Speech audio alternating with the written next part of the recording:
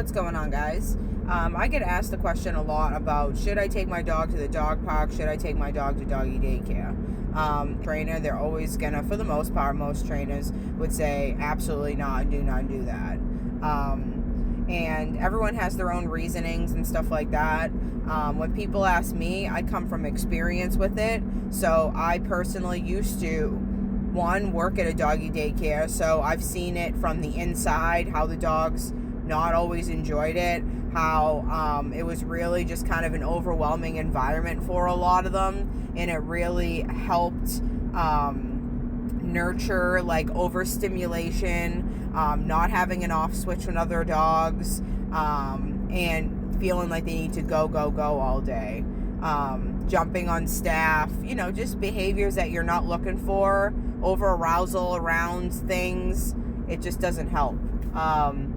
Now, I also used to take my dogs in the way beginning of their life.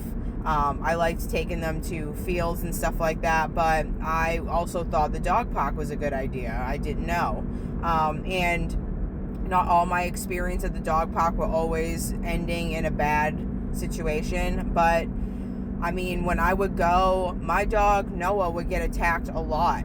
We would go and I would like to work on stuff with him in the dog park. Like I would work on his healing and his sits and his downs and his recall, all while the other dogs are playing, and me and him would be having a whole other different game together in the dog park.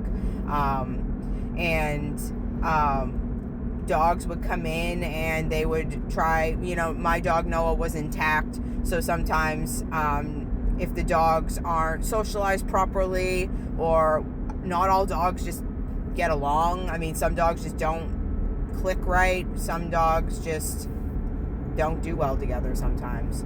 And in that split second where a dog's running in and sniffing your dog, fight can sometimes happen in those moments. So that has happened to me multiple times with my dog, always with another dog coming in and doing it to him. I've had to get in front of him while dogs charged at him in the dog park and, get them away from him. It's just not a good situation. And I started to say, I'm not to get my dog some exercise, I'm not going to put them in danger. I'm not going to say, okay, I want to take my dog out to get exercise, but I'm going to risk it hoping that someone else's dog doesn't really hurt my dog today, this time that I go. I have a lot of dogs that I work with that go to the dog park that I don't feel like they should even be at the dog park. I know owners that have told me that they've taken their dogs to the dog park hoping that the dog does well, not even really knowing how it's going to go. No, thank you. I don't want my dog to be an experiment for your dog. Now, I also really enjoy working the dogs outside of the dog park. Like my client dogs will go to dog parks and we'll work on the outside of it where dogs are coming in and out. Everybody's really excited. And it's a really good environment to be able to teach how to have your dog perceive other dogs in the right way and how to build that engagement with you where you can play with your dog on the outside of the dog park and create that value. Because it's sometimes tough if you can't set up the perfect situation to have dogs walk by and work on it, and if you're just relying on your neighborhood and hoping a dog walks by and stuff like that, it can be tough. So that's a great environment to practice outside of the dog park. But while I'm outside of there, I'm seeing dogs resource guarding their owners, resource guarding sticks, balls, toys, food, the water bowl, so many situations. If your dog struggles with that stuff at home and you take them to the dog park, they're going to do the same stuff that they do at the house to the dogs at the dog park, or to potential people that maybe are walking up while your dog's chewing something and they bite them. I've seen it happen.